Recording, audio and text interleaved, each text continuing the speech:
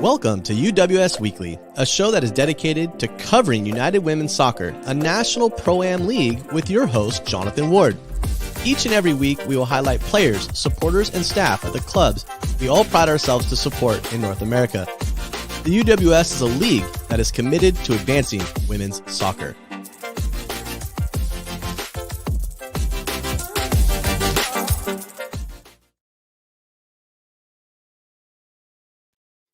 Good evening, soccer fans. Welcome to the UWS studio and to UWS Weekly, a show fueled by Rain Body Fuel and dedicated to the best pro-am women's league in the world.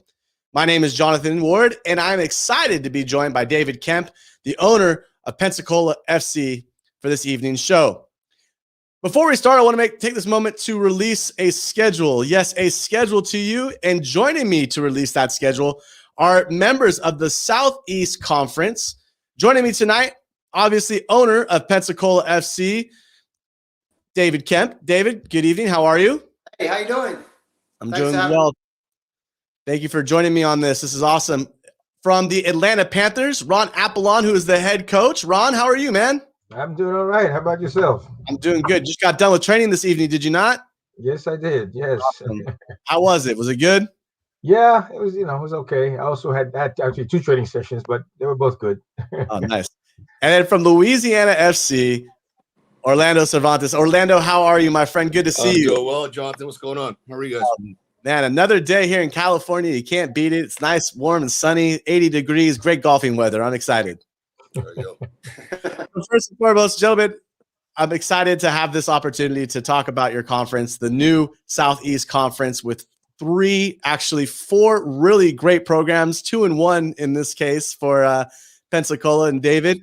But first, I have to start with asking, what are you excited about most heading into this season? And David, I'll start with you on that.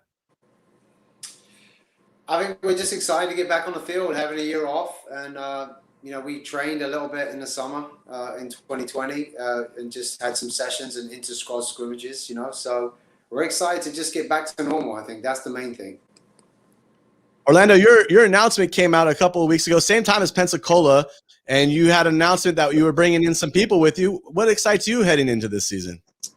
Well, I've had experience with WPSL. I talked to Dave a lot on maybe making a change in what we're doing. So we're bringing in some international players, some that I've coached at college, Division I here in the United States, and it's good to see soccer at a high level in our state, especially the women's side. It gets pushed back to the side a lot, but just work with these high-level players again, man. It's good. It's good to be back. The competition, obviously with Atlanta and Pensacola is going to be awesome. So just coaching the high-level soccer again is going to be a lot of fun. And breaking news, an exciting announcement that you'll be joining us for UWS Weekly next week on Thursday. Yes, we're the team next week. So awesome. Step it aside a little bit, see what happens. That's great. I'm really excited for that. And Ron, what about you? What are you excited about heading into the season? You guys had training for you're not used to doing training on Thursdays, but you definitely had one this evening. Well, yeah, it wasn't training with the Panthers, but it was different. It was training, but normally we trained last night with the Panthers. But I'm just excited because obviously, we're a brand new team.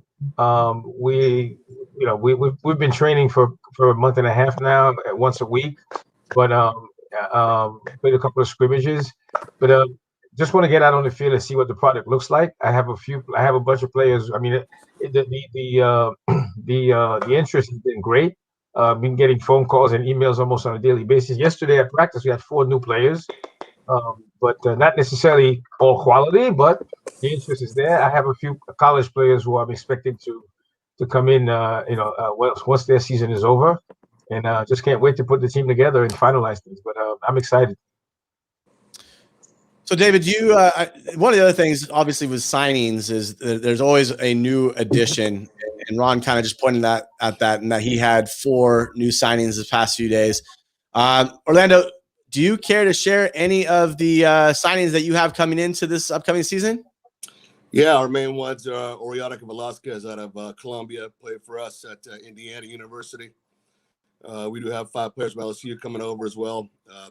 Those names weren't released yet, but Valentina Restrepo, another Colombian national team player, and Lydia Duque, I believe, I can't think of the name right now, but a kid out of Long Island area, Spanish international as well from New York, living in New York now. So we're excited about that, and college players from around the state and a little bit around the country as well, just coming and having 3 good months in Louisiana. David, how's that connection? Are you back on with us? We'll check back here with David here in a minute. Ron, what about you? As far as what the players coming in? Any signings that you're excited about that have come on to join you this year? Yeah, the main one is Maylie Atkins Johnson. She's a Trinidadian international, and we're very excited to have her. We have, like I said, we have a couple of others we have not signed yet, but they are expecting to come. We have a player that I used to coach in high school, actually, who plays at USC right now, Hannah White. I'm hoping that she signs, so she comes. But but there's quite a few players. But again, being a new team, we just have to wait and see when they actually show up after their college season is over. Let's check back in with David, see if that connection's got any better there. David, what are you? Any players that you've bringing in this season that excites you? We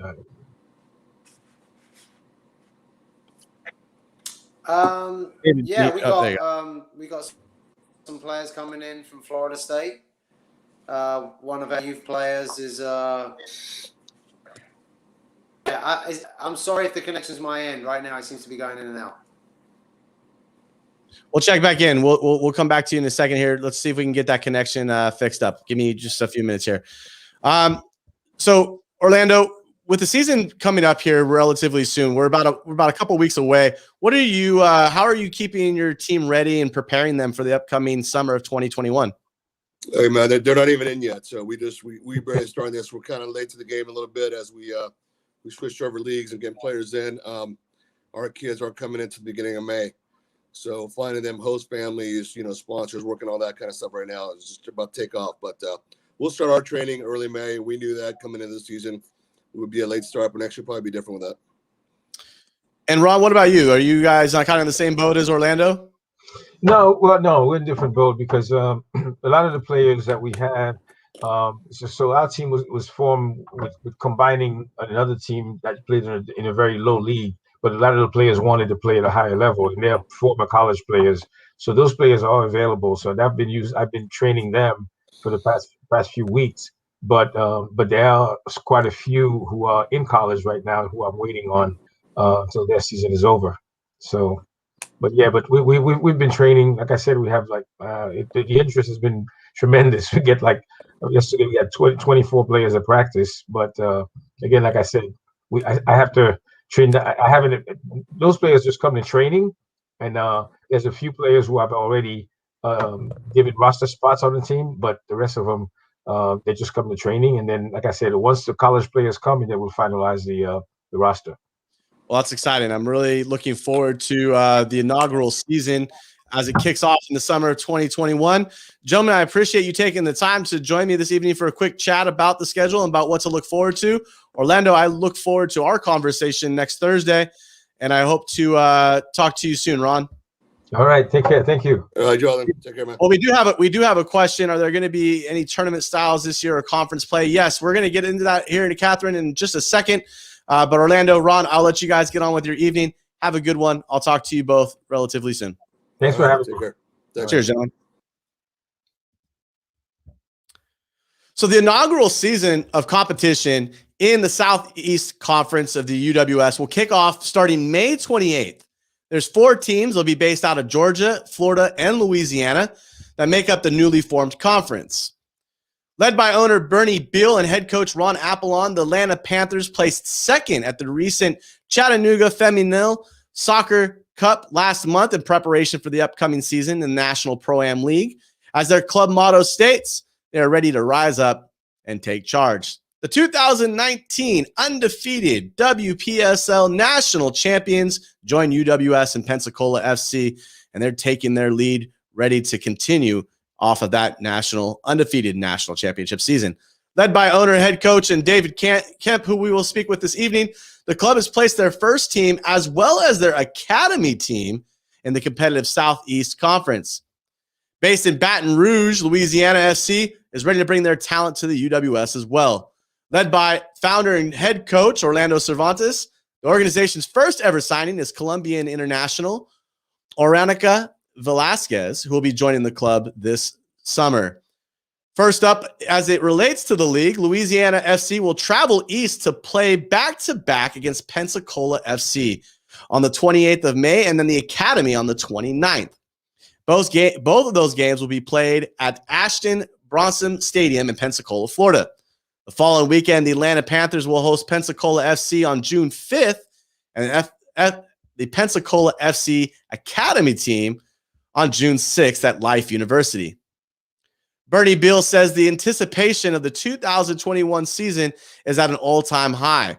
The Southeast region, with teams from Atlanta, Pensacola, and Louisiana, have signed talented players who are ready to take the field and play competitively in the UWS.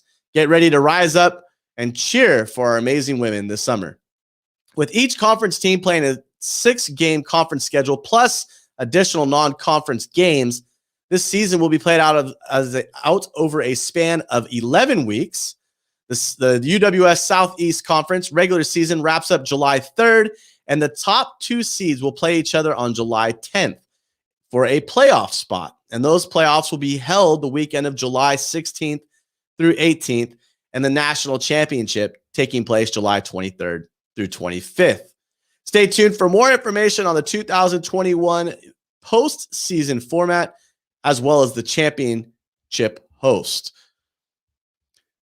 Joining me tonight, representing Pensacola FC, is head coach and owner David Kemp. David, let's try this again. How are you doing, my friend? I'm doing good. I don't know what's going on there. Sorry about that. No worries. So first off, let's go back. Let me ask you some questions regarding signings. You didn't really get to be heard on that. So tell me some of the players that you have coming in this summer that you're excited about, if you can. Do I have to tell anybody? You don't have to tell. I'm joking.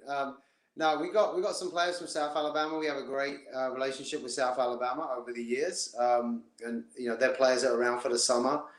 Will be playing for us. We got a couple of. We have one of our youth products is at Florida State, so she'll be here this summer. She's bringing a couple of friends, and we just got some of our youth players that are home for the summer. Troy, normally we have a couple of players from Troy. And then we always have some interesting players coming in. Mississippi State is actually sending us a couple of players. There's a girl on their roster that played in our youth program when she was young, and then she moved to Jacksonville. So she wants to come back to Pensacola. So we just have a mixture. We normally have some junior college players, NAIA, Division II, wherever. Where we really have a mixture from different classifications on the team. Then we have the academy team as well, which is mainly our youth products. That are coming up, heading to college. Some of the freshmen are home for the summer, and then just some other players that will generally be in the mix there as well. So we're excited. We want to get back on the field, and I think, like Orlando said, we're just excited to be in that environment of elite players. The training sessions are great. That's really why me and the staff love it. We enjoy the training more than anything, being around the players and providing them a positive experience for the summer. That's really our goal every year, is to just provide a positive experience for the players that aren't from Pensacola. Hopefully they have fond memories of Pensacola. They come back to visit. They come back with family, things like that. We're all about promoting the area. And my other question that I had for Ron and Orlando as they were joining us is, how are you getting the team prepped? I mean, you have 2 teams. On top of that, you have your youth programs that you're working with. How are you finding time to keep everybody ready and tip-top for the summer of 2021? Well, we traditionally are always a young team. So our players, we rarely have post-college players. So, we won't start till the middle of May. We won't start practice till the middle of May. Our first game is the 28th, I think it was, the 29th. So we normally have a week of practice, 7-8 days before, and we get straight into it. That's normally our format. Most of the staff is busy with the youth side, which is in State Cup, rounding up the season. Then we have tryouts for the following year, so that they kind of overlap a little bit. And then, once we get into late May, the team's up fully and running. So we don't need a 3-week preseason, 2-week preseason fitness. We just get straight into some good sessions and then get onto the field. Well, enough about talking about the schedule. Let's get into some of the nitty gritty about you and Pensacola FC. First off, tell me a little bit about yourself and how you got started in the game that we all love. Just playing back home in London on the street and for the local club, and then getting picked up by a Crystal Palace Academy, and then playing at Charlton as well when I was young. And that's really, it wasn't as organized as it is nowadays. It's not like the academies now where they have all the funding. It was a little bit disorganized, to be honest, back then. But you're talking in the 80s. You're talking a long time ago. And then I was fortunate enough to go to Australia for a little bit, and then I ended up in the US on a soccer scholarship at West Florida, which is in Pensacola. So that's really the short version of it. And then just started coaching when I was here, volunteering at the local club, which I'm at now, and just trying to help out. Well, I didn't really know anything about coaching back then, but then just really enjoyed that side of the game and working with players, and realized, just kind of fell into it. Really, it wasn't something I'd planned to do. So that from there it just grew, and then we had a lot of youth players. Some of our better youth players were playing in the WPSL in the summer, and they said, "Coach, can you start a team in Pensacola? Because we'd rather be in Pensacola than off somewhere else, because their coaches were sending them to play." And so that's really how it started. So we had a year where we thought, okay, let's see what we can do. Can we raise the money? Is it feasible? What does it look like? It was a completely new project. That was 2011. So we went into the WPSL in 2011. And then 2012, we actually won it. And then 2013 was in the Final Four again. So we immediately was having good experiences, with this minor league, whatever you want to call it. So it is something that helped our youth players develop, the players that were home for the summer. UWF players were playing for us, South Alabama. And it was something that we immediately saw was a need for the community, to provide that. Not only that, we wanted the youth girls to come to the games and see these players play and be inspired. And, what could we do about that? And we were a completely volunteer operation. A lot of people don't realize that. None of us get paid. We just donate our time. We do a lot of things like that, where we just, it's almost like a hobby for us, that's grown. It started off as, hey, we don't even know what we're getting into. We had no idea. And it's just blossomed and grown to the point where we can field 2 teams. We could probably field 3 teams, Jonathan, if I'm honest. We could probably field 3. There's so much interest in Pensacola FC. And plus, we got some young players coming up. So we could probably form another like under 20 or under 19 team pretty easily. So I have to ask, you've been part of the soccer culture in Pensacola since 1994. I mean, a lot of our viewers, a lot of the players you coach haven't even been born then. How have you, and you've been a part of this culture, with the exception of a quick trip to Hawaii where you stayed a little longer than the week that you should have stayed. What's kept you in Pensacola since college for the past 30 years?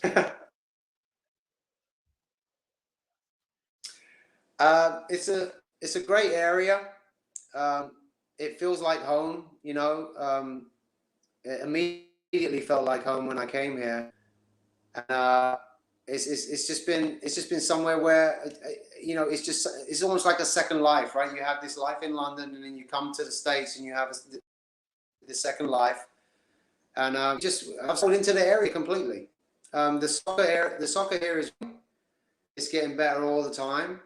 There's tremendous youth players up in this part of Florida that people don't know about, and it's just been something that it feels like family here. It feels like home. So that's really what's kept me here.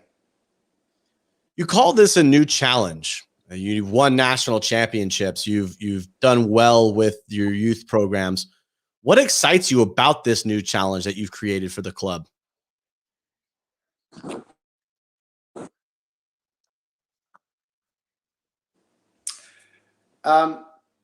We're very excited with this challenge. I mean, the best way we can explain it is that we felt moving forward here that the coaches felt like we needed something new as well, not just the players.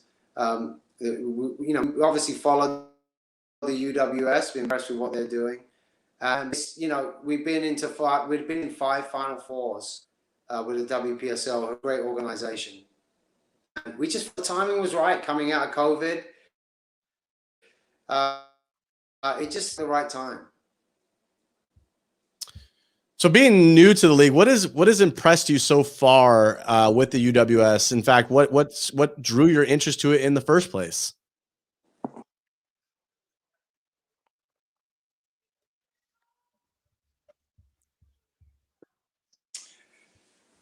It was I think the league with their social media and the shows like this, obviously the weekly shows.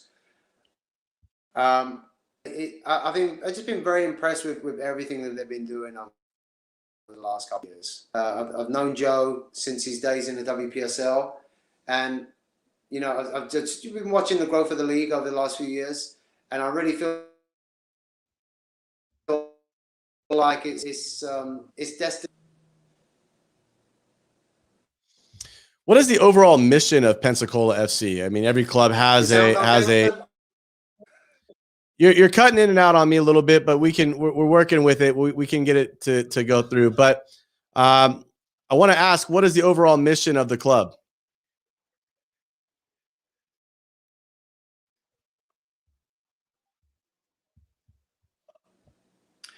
Our overall mission of the club is to grow the game in the community and provide motivation to the youth of the area, to show them that they can be successful, and to just provide a positive environment, whether you're one of our camps or training sessions for our teams. We just want it to be, we're always trying to chase the best situation. We want to give people the best support that they can.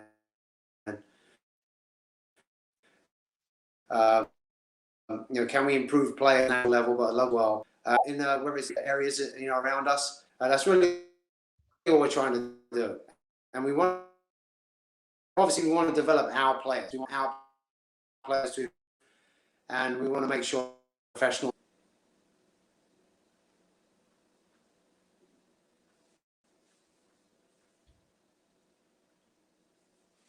All right, David's having some issues here where it's causing some problem on his end for connection. So we're going to come back to him in a minute. But while we wait to get him back logged in, let's go over some league news.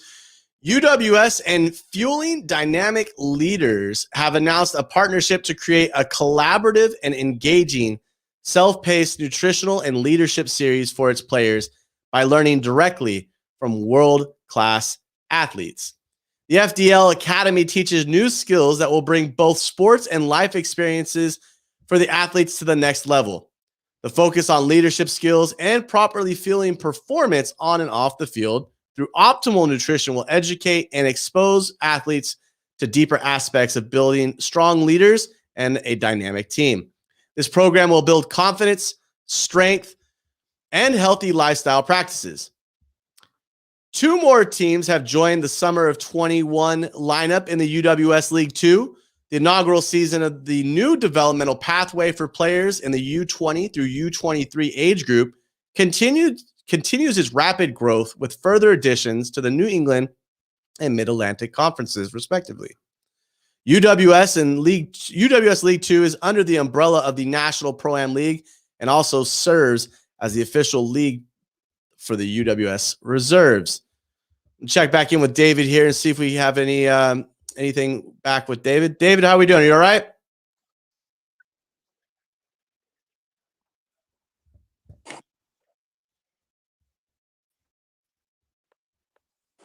No, I'm trying to get a different connection up. Actually, that seems a little better. Do you want me to come back to you here in a minute? Can you give me a couple of minutes? I think we're good. It's clearer now. Yeah, come back. All right, I'll come back. So again, earlier this evening, we announced the addition or the announcement of the Southeast Conference schedule. This year, we're excited to bring on Louisiana FC as well as Atlanta Panthers and the Pensacola FC's academy team and their first team. We're really excited to have these 3 great organizations joining us and can't wait for the summer of 2021. We've also announced all the past schedules. You can find all of our schedule releases on our website, and you can find those on the website uwssoccer.com, or you can check out our Twitter of US Soccer and at US_weekly for those schedules as well. Check back here, see if we have any more connection issues. Still waiting for David to come back. In the meantime, also make sure you can join us via chat live on the show if you have questions that you would like to ask for us. And there's a question for David as soon as he gets back. We'll definitely have to ask that question. I'm sure he has a good answer for that, Catherine. In fact, Catherine, was I able to answer your question regarding tournament styles this year or conference play? I just want to make sure if I did not make that clear. The top 2 teams from the Southeast Conference will be having a play-in, sort of a playoff match, in order for them to advance to a regional playoff that will involve other teams before our national championship begins July 23rd and through the 25th. Still site to be determined. So keep that in mind. Have those travel plans ready for wherever it is this year. I'm hoping for somewhere warm where I can put an umbrella in my Squinchers or my Gatorades. That would be really nice. If you're listening, league, this would be the way to do it. So far this evening with David, we've talked a little bit about his journey to Pensacola, growing up in London. He's got experience, right? So we've talked a lot about that and how it relates to things. So once he gets back on, we'll kind of recap so that we have that opportunity to get that question in. And we will have that answered. And next week, or this Saturday, noon Pacific, join me as I talk with Maylie Nolan, who recently received her first cap for the Ireland national team and also plays for the London City Lionesses in the England League, the championship for the women. Not the Super League, which involves other clubs, but definitely somebody who is up and coming. She is a UWS alum, as she played for the Connecticut Fusion for 6 matches post graduation from the University of Hartford last just back in 2018. So she'll be joining me Saturday for the kickoff show, which should be a good time out. We'll also recap some of the schedule releases for UWS and UWS2. Let's check real quick, see where David is. So I appreciate everybody's hanging in there with me as we work through this. Lancaster Inferno asking questions. How do you like Rain Body Fuel? I see you have the strawberry. I see they have an Inferno strawberry flavor. I actually just had that one today. It is a little bit of spicy, but it's good. And my favorite, I love it. It's got BCAAs. It's got good amount of caffeine in it, 300 milligrams of natural caffeine. And it's a good drink pre or post workout. It does have branched chain amino acids in it, so you can help recover as you come. And David is back with us now. We have Daryl, who's saying the entire state of Louisiana is excited about Coach Orlando and his team. We are as well. So back to David. David, how are we? We good? Jen, need help? We're good. I think we got you. Anything.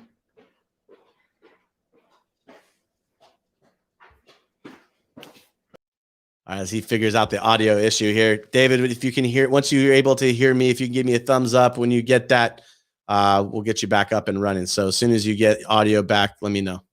Give me a thumbs up when you're ready. All right, here we go. He's ready.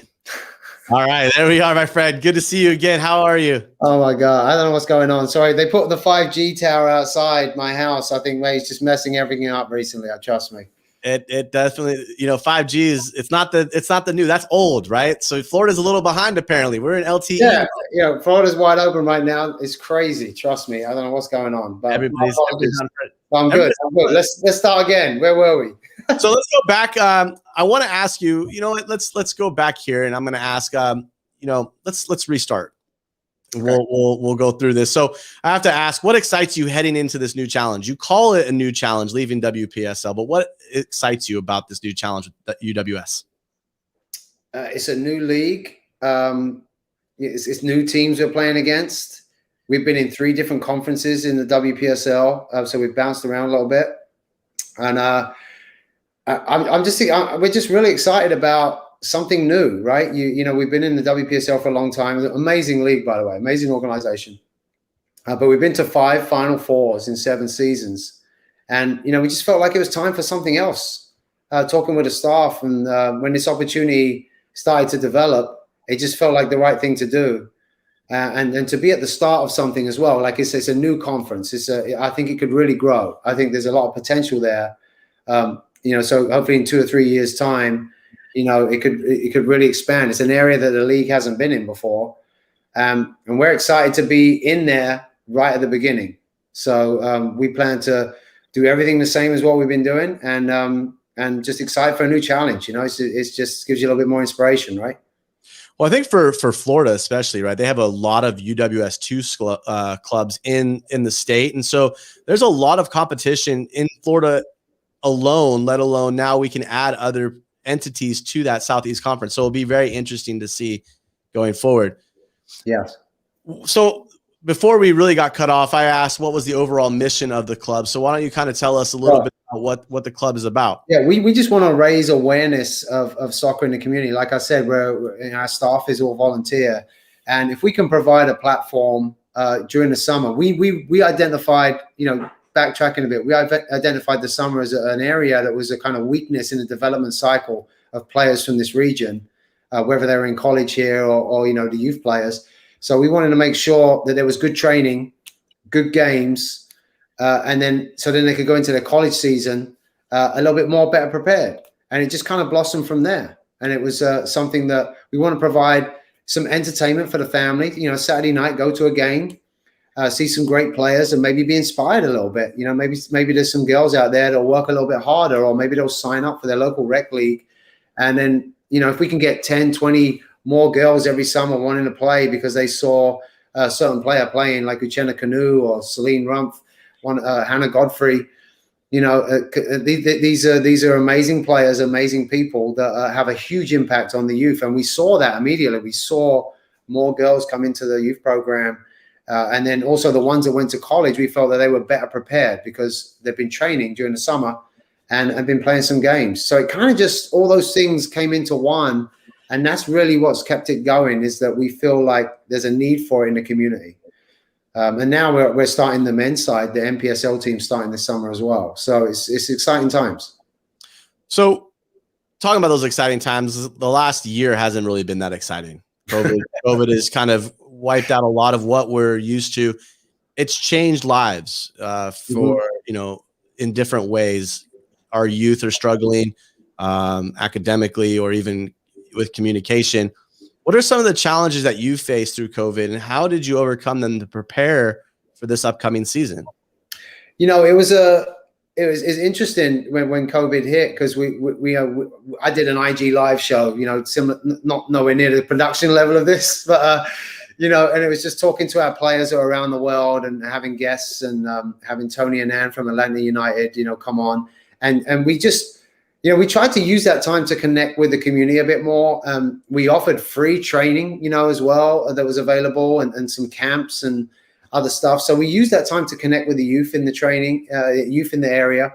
We had some inter-squad games, and we kind of used that time to build Pensacola FC a bit more, and just try to think about, and not have that burden of the season on us, you know, and for what can we do that's positive. And then we also had the NPSL Starter U19 League on the men's side, which we provided fully funded, so that we didn't charge anybody. And we felt like that was an opportunity for us as a, you know, quote unquote professional club. I know we're not, but, you know, you have that mission where the youth team should be free, right? So that was kind of a lofty goal that we had, that we was able to execute in the early part of the fall there, late summer. We fielded a U19 team in the NPSL U19, totally free of charge. So there was little projects that we had like that. It gave us a chance to focus on them. And I tell you what, Jonathan, we've been doing this since 2011, right? So I can't say that I was too mad at the break to just put the brakes on, because I've been on a hamster wheel just coaching, you know, 12 months a year. So it also gave me a chance to just sit back a little bit and think about what we'd achieved over the last few years. Where do we want to go? we want to connect with more, positive and then progressive sponsors in the Pensacola area, which we've done. With Perfect Plain is one of the breweries and one of like the hubs of the downtown renaissance that's gone on in Pensacola. And then a couple of other sponsors like, a realtor, Thomas Lehman, that helps us a lot, and people like that. So we try to connect a bit more with the community. So those were the positives for us. We hated missing the season. I think everybody did. But we tried to use it as positive as we can to just grow Pensacola FC, think about what we wanted to do, and then also still provide training. We were still allowed to train. I know some areas of the country weren't, but we were allowed to have training. We had some protocols that we followed to make sure everybody was safe. But we still got something out of it, So now I think going into the season now, we're refreshed, we're excited, and it's going to be a completely new team. Like a lot of people, a lot of other minor league coaches and owners will know that your team changes a lot of time. Ours does anyway. A lot of those players that we had in 2019 are playing professionally. They finished college. They moved on. A lot of them are playing in Europe and different places. So it's a completely new team, apart from a few of our local players that are, from the area. So I have to ask, so do you think that COVID kind of helped you reset and create more community within your club? Yes. We use that time to just build our following on social media a bit more, just connect a little bit more, give back to the community. What could we do to help? And then just connect with the youth in the area as well. We had training going on for all ages. So we just tried to use it as a positive as much as possible. It wasn't easy, but it was something that we felt like, we could at least do some. What can we do? What are we in a position to do? Let's do that. There are, like you say, there are kids that need training. They need to get out of the house. There's athletes at home for the summer. Our youth players are home for the summer. Can we give them some training sessions? Can we give them a couple of 11-a-side games on a Saturday night with the lights on? That makes them feel like they're actually, doing something. So those are the things that we focused on. You brought up a key idea with the wording of social media and the importance of it. What is the importance of social media as it relates to you in Pensacola? I notice you post a lot of content. Why is it so important for you to do so? I don't know. It's another thing you got to do, right?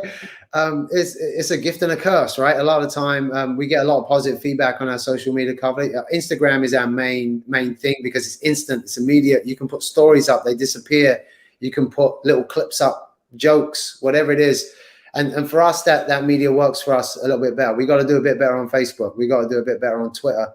But I think it's very important. It shows the players that are out there that may be interested in coming to your club, the players that are from your club that are at college, they still see some content. They still see what's going on. We can provide updates. You can see what's Hannah Godfrey doing at Tottenham, what's Uche doing out in Sweden. You can see, Heidi Roos playing in Israel. Wow, I didn't even know Israel had a league. So we're trying to show that the women's game across the world is growing, and you can make a living from it now in places that you couldn't a few years ago. So hopefully they can see, well, you know what, maybe I can play after college because Kirsten Edlund is playing in Spain. I remember her when she was 16 training on these fields. So I think it gives us a little insight into that as well. It gives us a way to push out information that you may miss. And I think it provides a connection. Like we're still getting better at it. We're still trying to use it, as much as we can. But also I think it provides an insight into your training sessions, your staff, that I think is very valuable. You gave me a bad time about my first reel I've ever posted today. So I had to ask that question. It was the first time. I thought it went well. I was hey, good. So going into this, we got some questions on online as well. We'll come back to those questions and I'll make sure we get them in. So Catherine, hang tight with us. How do you as a club and as an individual, how do you measure success this season for Pensacola FC?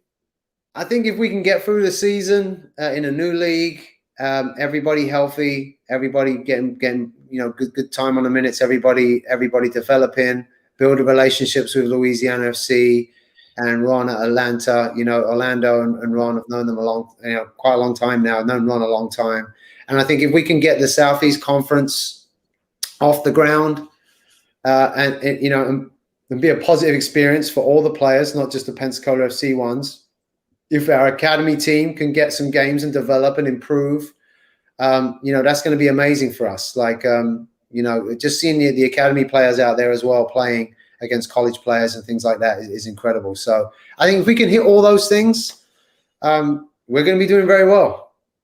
So one of the things you did when you came into the UWS is you decided that you were going to have two first teams, essentially. Your academy team was going to play in the UWS as well as your first team. What is it going to be like having two UWS sides this summer? And the question, when your teams play, who are you rooting for? That's a good one. You know, we had two teams in the WPSL as well because we needed a team in the conference. It was something that was going on, and I said, look, I can form a second team if we need it, and we did it. And it was a case of, well, let's see how they do, and they did pretty good. And actually, we had a home game against Baton Rouge, and to me, it was one of the best performances I've ever seen because they end up winning the game. But just seeing the growth of the young players out there, you know, and to pull off a result like that I was literally, you know, I was moved at the end of the game, you know, like it was. And I told him, like, you know, we've been in some big games before and Final Fours and stuff like that. I said, but this performance for me is one of the best I've ever seen. So those are the things that excite me, you know. So when they're playing each other, which they have done in the past, the coaches, we kind of sit in the middle. So you got the two teams, and we're kind of sitting in the middle on a separate bench, and we're just trying to make sure everybody gets on the field. Really, we weren't really trying to influence the game one way or the other. We was like, let the players figure it out. We're just rotating players. We weren't really making any adjustments, and we just, you know, how the game goes, it goes. I mean, obviously, with that game is a very unique game, and something I'm looking forward to this summer again. So you're wearing both jerseys, is what you're saying? Yes. Fair enough. Half and half. Giving two team talks, and maybe giving the captain of the team of each team like the opportunity to run the team talk in that game. There we go. I like that. It's good opportunity there. Yeah. Some of our clubs have a youth element to it, whether it's ECNL or local youth clubs that they can draw players from, or they have a UWS and a UWS2 team. Your organization having two UWS sides. How do you recruit players as an independently run organization? Well, we're actually affiliated. I'm also the director of coaching for the youth program here. So it's a different name. It's Gulf Coast Texans. We're affiliated with the Dallas Texans in Florida. Dallas Texans. And so, you know, most of our youth products have come out of there. And that's, like I referenced earlier, that's how it started, is that we were producing a lot, and we still do. We're very fortunate on the girls' side to have a lot of motivated players. And traditionally, we put quite a few players in college, different levels. We try to make sure that they go to where they're going to play. And so that's really the basis of our program there. We're very fortunate that we have that to draw upon, because now not all those players come home for the summer, right? Some of them got internships to go to. Some of them, you know, are going, you know, they want to play in the summer. They're like, I need a break. So everybody's, you know, got a different motivation, or they got jobs and they're like, you know what, I can train, but I can't commit to the games, you know. So there's a lot of different factors that go into that. So we're very fortunate that Northwest Florida in Pensacola are producing a lot of good girls players over the years. We've had 2 or 3 at FSU. We've had, you know, players go to Florida, Auburn, all different levels, all over the place. Just to name some schools, we got a couple of girls at UAB right now. We got a couple of girls at Troy, a couple, you know, South Alabama. We've always had players at South Alabama. So there is a good tradition there, Jonathan, of players like that. So we do have a youth program. It's a different name. The minor league teams we rebranded as Pensacola FC just because we felt like that's what it needs to be at that level. So I think in the future we may see the youth program rebrand under that as well, and that may be coming soon. So Catherine from Facebook asks, she actually says it's estimated that 70% of youth athletes drop out of the sport before high school. Do you or your club have any recommendations on how to keep children, teens, and young adults in the sport, and specifically soccer? And I'm going to ask, can you explain to me what I think might be the answer to this question in the PFC Angels program? Can you help Catherine with that? Okay, yeah. This is something that actually, it's really weird. It's funny you bring this up, because one of the biggest impacts that had on me coaching was the positive coaching side of it. Like I don't, we don't believe in negative coaching, yelling at players, making them do fitness as punishment, standing in lines at practice. All of these things contribute to kids dropping out, right? If it's not fun, why would you do it? So at the grassroots level, at the recreational level, there needs to be better education. So kids are having fun. If it's not fun, why would they sign up? And elite travel soccer, whatever you want to call it, isn't for everybody. There's a lot of, economic factors that go into that as well. And there's a lot of coaches that are out to win. So the style of play is, kickball, whatever you wanted to call it. They're trying to chase results or decrease the opportunity to lose the game, right? So these are a lot of things that I think from grassroots into travel soccer go into the fact of youth dropping out. So now the PFC Angels program that we have is just designed to, can we get a few more kids on the field that need help? Is there a kid that needs a uniform? Is there a kid that needs a registration fee that's holding them back? Is there a single mom that's got 2-3 kids and has got a younger daughter or son that's really good but can't afford to sign him up? Like our youth club, to register, there's a cost to register, then there's a monthly fee. There's uniform. It's expensive. Playing soccer in the US is expensive. So what we try to do is, you may not have a business, Jonathan, but you can still help. So you don't have a business to promote, to be a sponsor, but hey, you know what? Maybe you got $50, maybe you got $100 that you want to give to, everybody says it's a meal out, isn't it? It's a lunch with your friends is $50, but you could give $50 or $100 to the PFC Angels, and then we'll make sure that goes to somebody buying a pair of cleats, buying to play recreational soccer is about $100, right? Nationwide, $120, and so every year we try to put a couple of kids into recreational program. We try to help a couple of kids get into a travel program, wherever it is. And this is done, it's not something that we publicize. We just have something on our website. You can get some more information. So every year we try to double the amount of kids that we're impacting. So we started off helping out 2 kids and then 4 kids. And, we wanted to just every year, can we help out, 16 kids, in the future, things like that. So it's very small. I think it's got the potential to grow and have an impact in our area. But I think those are the main things about kids dropping out. If it's not fun, if they're not active, if they're standing in lines, if they're doing fitness, if the coach is yelling at them, or, these are all contributing factors.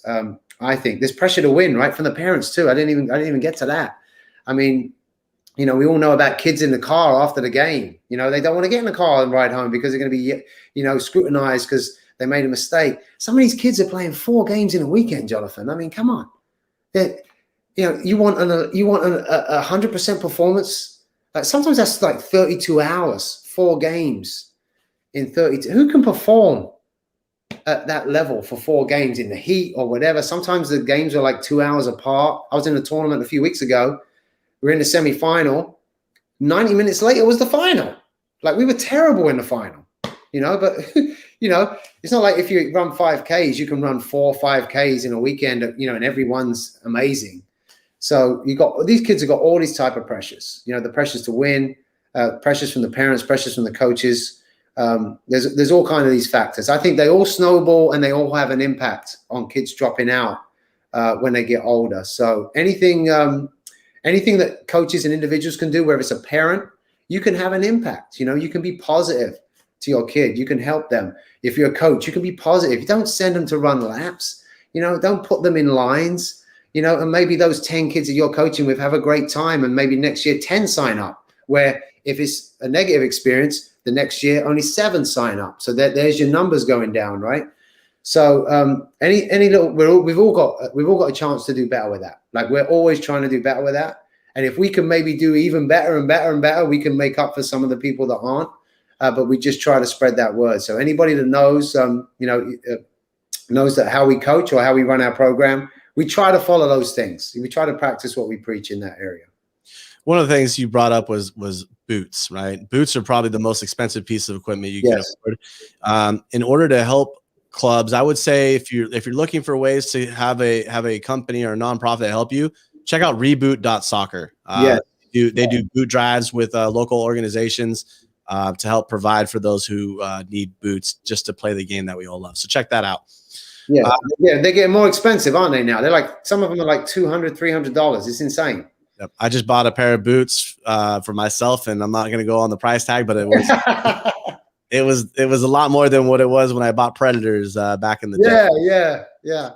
Well, David, we're getting down to the end here. What should fans and the community be excited about or look forward to this summer with Pensacola FC? One of the things I want to touch on briefly is that I like the fact that we've only got 6 games. I know that sounds crazy. We hope to supplement that with a couple of out-of-conference games or exhibition games. I think in the COVID area, that's fine. 1 game of a weekend, pretty much.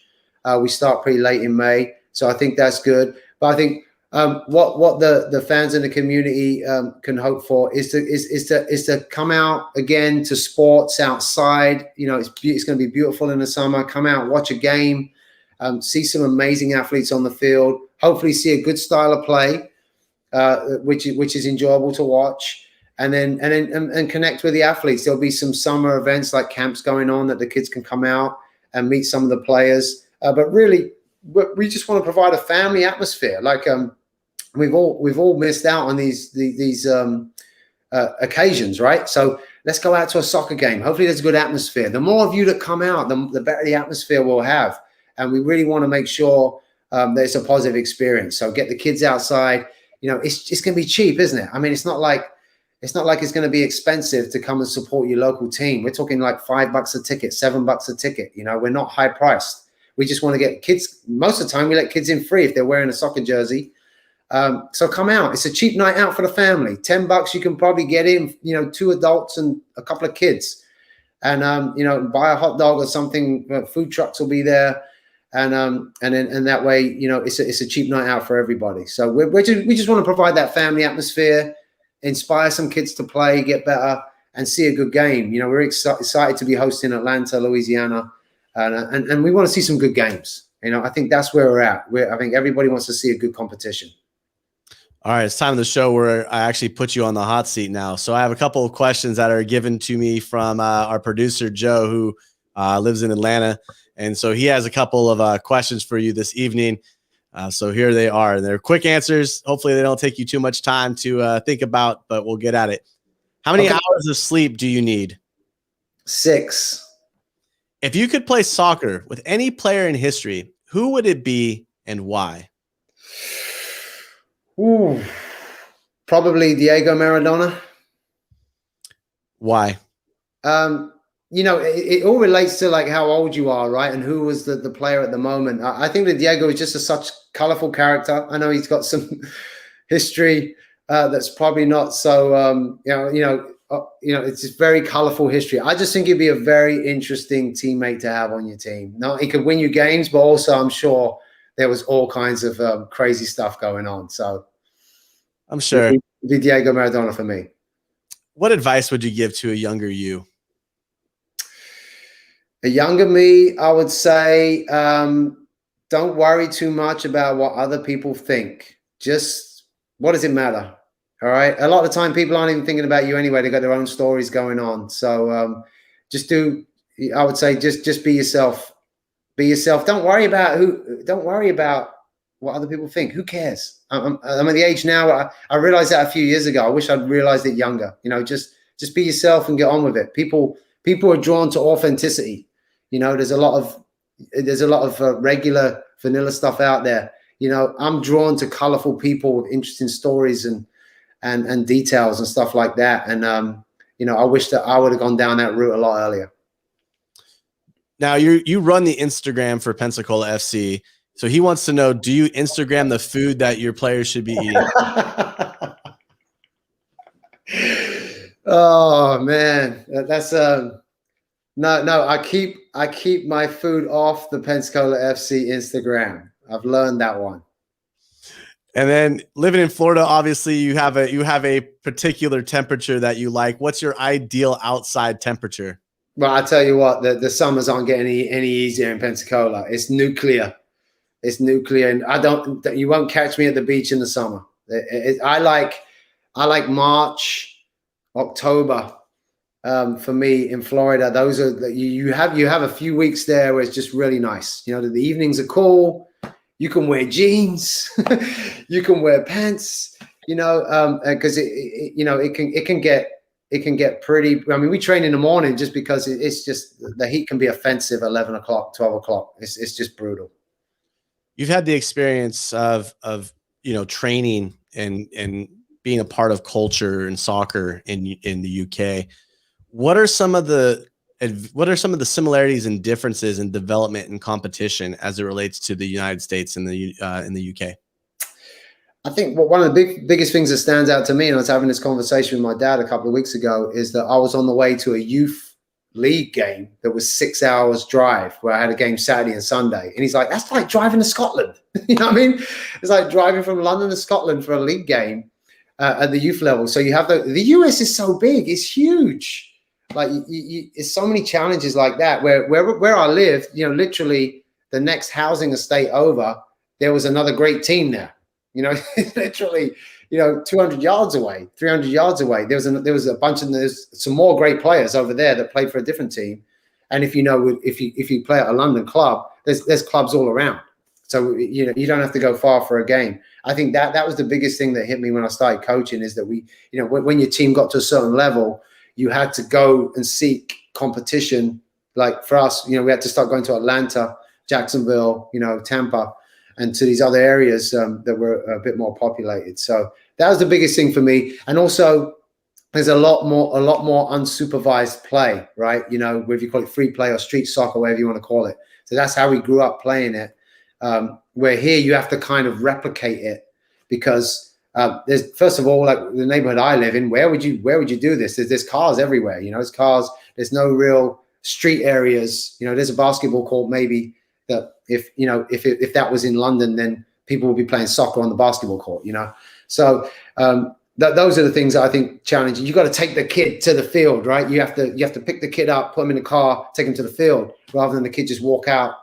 I'd literally walk out my door. There's games going on, different age groups. Old guys are playing over here, younger guys are playing over there, like all the time. So those are the biggest things when I moved here that hit me. I wasn't seeing anything going on that was just naturally happening in soccer wise. It was like, it's a structured thing. We got to go to a field. It's got to be organized, and somebody's got to be there to run it. That was the biggest thing for me. My last question for you this evening, David, so I can get you off, let you get to bed before training tomorrow bright and early. What does community mean to you?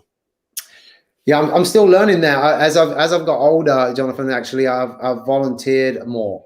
I'm on the Pensacola sports board here, which involves all different sporting events. And I've now just joined the board of Visit Pensacola, just to learn more and just to see like how much more can I promote Pensacola or sports in the area. So I'm still trying to learn that. I'm still trying to learn that side of it. I think that, when you're younger, you tend to be a little bit more selfish about what you want, what your goals are. And I think that when you get a bit older, you realize like, I got to give back to the community that has been good to me. Right. So I'm still trying to define what my role is in that. I think doing Pensacola FC all these years as a kind of volunteer thing. Me and I want to give a shout out to our staff, like Pravi, Dino. We wouldn't be where we are without these guys here. Justin Whitkin helps us a lot. There's plenty of people to mention over the years. Rob Simon helps us with the goalkeepers. Elliot. There's so many people that give their time up. So that's really the thing that what can you give back? What are you good at? Like, what do you have time? We've all got time to give a couple hours here and there. And so community for me has become more about learning more about the people in the community. What can we do to help? I still think there's so much more we can do to help. We really want to get into the urban areas, the downtown areas of Pensacola, where there is no soccer. The kids don't even know what it is. We really still haven't got to that point yet. That's still on the agenda for us. Can we provide some regular programming into these urban city areas where the kids don't have much? Can we provide them with a ball? Maybe they can take home, and then they can kick that around. That might be a start, right? That might be a start. Can we provide some training or a couple of goals for them somewhere? So these are more things that we're trying to build. So through sport, it can be so powerful, right? Just using sport as a vehicle to try and, give kids a recreational activity. Because, like when you're worn out physically, your mind's calmer, isn't it? So if we can get these kids into some physical activity, maybe they're better behaved at school, maybe they're better behaved at the house. So we still got 2, 3, 4 more projects that we're working on. And finding the time is the problem. But no, we still feel like our biggest impact in the community hasn't happened yet. Like we're still trying to figure out what it is as we go along. But we're hoping it's going to be, as the years go by, like with the PFC Angels and other things like that, what more can we do? So we're going to be partnering with some people in the community in the future once the season's over to try and think about how we can really do some things next year. Well, David, I really appreciate you taking the time to sit down and join me for this hour this evening. I look forward to more conversations and potentially making it to Pensacola for a game this summer, man. You're welcome. Just let me anytime. We'd love to have you here and do a live show or something and meet everybody. Like I said, there's so many good people with Pensacola FC behind the scenes people don't know about. We've got some really colorful characters, on our staff, Pravi and Dino, and then these other people. They're just the best people you could have helping you. So we definitely need to get them on the show, or you come in and do a show. We'd love to have you. Well, we'll be in contact, I'm sure, and we'll make sure we make that happen. Okay. Thanks, Jonathan. Cheers. Thank you so much for joining us this evening for UWS Weekly. You can follow all things UWS and UWS2 on our social media pages and send your questions for future shows as well. Join me this Saturday at noon Pacific as I'm sitting down with UWS alum Maylie Nolan from the London City Lionesses, who actually just earned her first cap with the Republic of Ireland. And then next Thursday, as previously mentioned, I'm going to be joined by Orlando Cervantes and some of his members of Louisiana FC on Thursday evening. So until then, have a great evening, enjoy your weekend, and cheers, everyone.